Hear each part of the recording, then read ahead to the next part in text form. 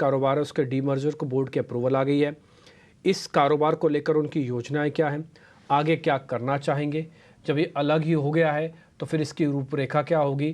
Company के CFO Amit Agarwal से बातचीत की है 18 हाउस स्वदेश के सीनियर एडिटर अजय शर्मा ने। आइए सुन लेते हैं उनकी बातचीत क्या थी। पिछले कुछ दिनों में हमने देखा है कि रेमंड के स्टॉक में एक जबरदस्त तेजी आई है।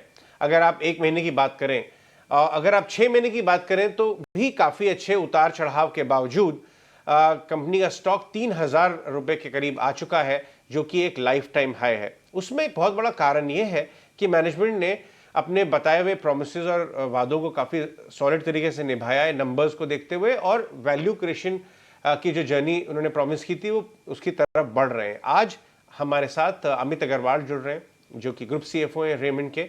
और अमित, बहुत बहुत शुक्रिया बात करने के लिए। आप अपने रियल एस्टेट डिवीजन को अब डीमर्ज करने जा रहे हैं, 1:1 के रेशियो में शेयर होल्डर्स को एक नया शेयर भी मिल जाएगा।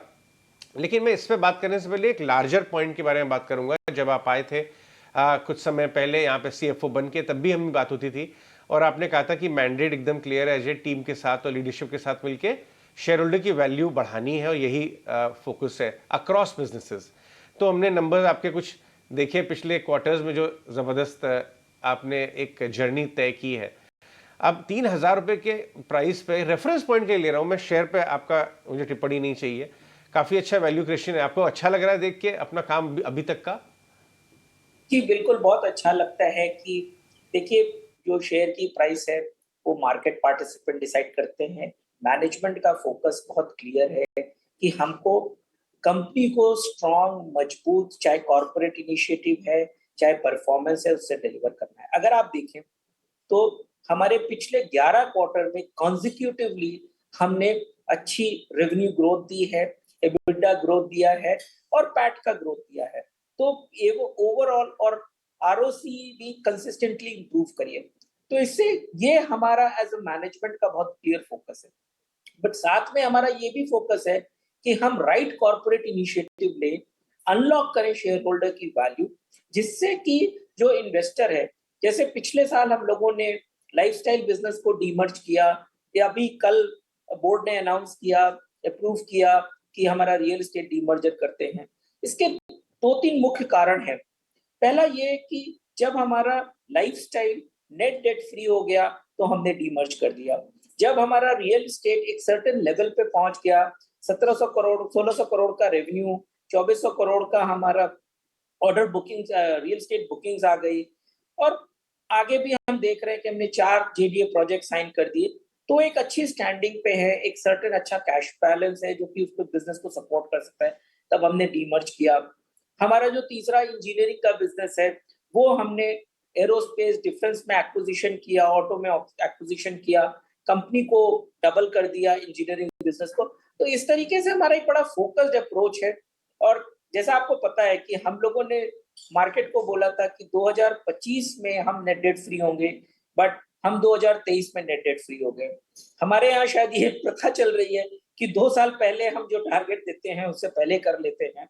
और ऑब्वियसली ये बहुत खुशी होती है कि जो हमारे शेयर होल्डर्स हैं अक्रॉस द बोर्ड, उन सब की वैल्यू क्रिएट होती है, जिससे कि और इंटरेस्ट हमारी कंपनी में आता है।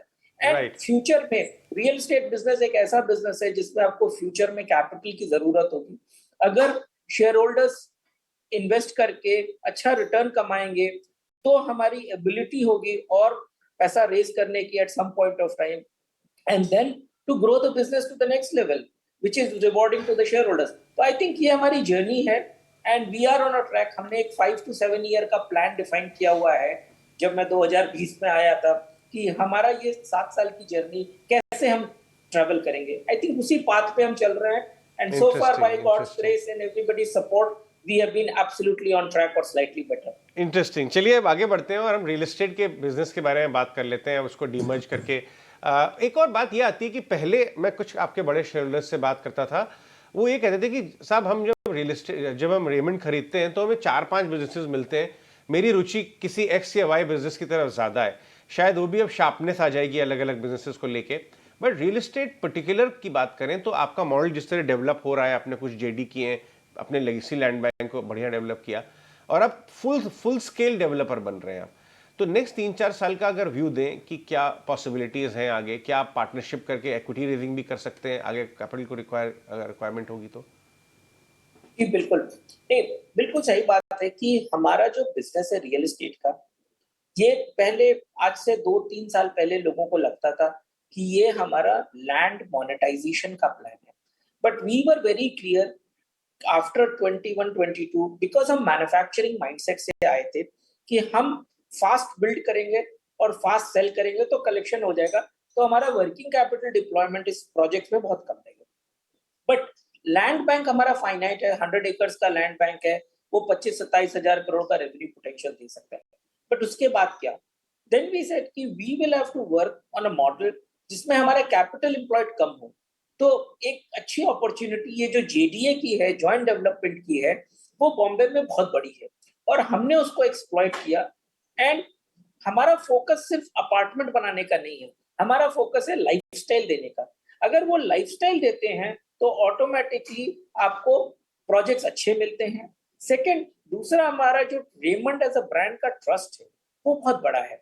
उसके कारण जो हमारा डिलीवरी कमिटमेंट है और डिलीवरी हमने जो डिमॉन्स्ट्रेट किया, जैसे 2 साल पहले हमने रेरा टाइमलाइन के डिलीवर किया, उससे कॉन्फिडेंस कस्टमर में बढ़ गया। तो अभी अगर हम देखें तो मेरे पास जो प्रोजेक्ट साइंड है थाने, अरे जेडीए के प्लस थाने लैंड, तो करीब करीब 32-33,000 करोड़ के प्रोजेक्ट्स हैं, प्लस हम फर्दर जेडीएस भी साइन करेंगे। तो अगर हम 3 से 4 साल में देखते हैं तो रफली 4,500 करोड़ तक का रेवेन्यू इजीली हम देख सकते हैं with 25% EBITDA margin and 25% IRR। तो ये तरीके से हम देखते हैं बिजनेस को ग्रो करने का। बिजनेस में 2 चीज